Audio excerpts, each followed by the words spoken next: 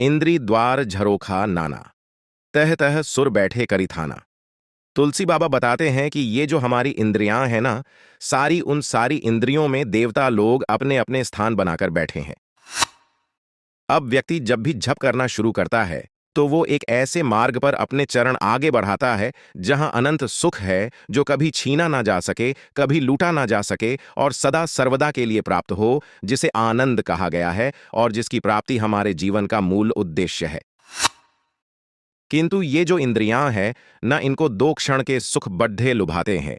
कानों को मधुर मधुर ध्वनियों के सुख की बद्धी लालसा है, नेत्रों को सुंदर सुंदर छवियों के दर्शनों की बद्धी लालसा है, नासिका को मनमोहक सुगंध की बद्धी लालसा है, जिह्वा को स्वादिष्ट भोजन की बद्धी लालसा है, त्वचा को कोमल कोमल स्पर्श की बद्धी लालसा है, हाथ पैरों को आराम शयन आलस्य की बद्धी लालसा है, जननेंद्रियों को रूप यौवन की बद्धी लालसा है। अब जैसे ही मन परम सुख आनंद की प्राप्ति के लिए जप करना शुरू करता है, वैसे ही ये सारे के सारे देवता जो इन इंद्रियों में अपना घर बनाकर बैठे हैं, वे बेचैन हो उठते हैं। अरे, ये तो चला परम सुख की प्राप्ति करने, अब हमें कौन क्षणिक सुख उपलब्ध करवाएगा। तो बस ये सब के सब सुर मन को अपने मूल मार्ग से भटकाने के लिए तरह तरह के लोभ लालच प्रपंच दिखाना शुरू करते हैं। ये सब के सब जप करते हुए मन से कहते हैं, अरे देख कितना सुंदर गीत बज रहा है, चल झप को छोड़ दे, आ हम यह गीत सुने। अरे देख कितना सुंदर प्राकृतिक दृश्य है, चल झप छोड़ दे, हम प्रकृति की सुंदरता निहारे। अरे देख कैसी मोहक गुलाब के इत्र की सुगंध आ रही है, चल झप छोड़ दे, हम इत्र की सुगंध में सराबोर हो जाए। अरे देख कैसी मस्त पूरी भाजी बनी है, चल झप छोड़ दे, पहले पेट पूजा कर लेते हैं। अरे देख इस वस्त्र का कैसा नर्म मुलायम स्पर्श है, चल झप छोड़ दे, हम इस वस्त्र के स्पर्श से सुख प्राप्त करें।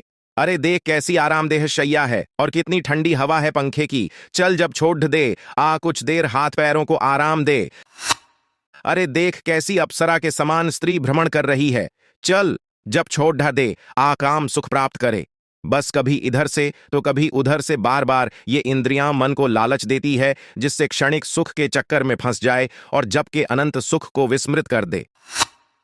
और हम में से 99.99% साधक विस्मृत कर भी देते हैं।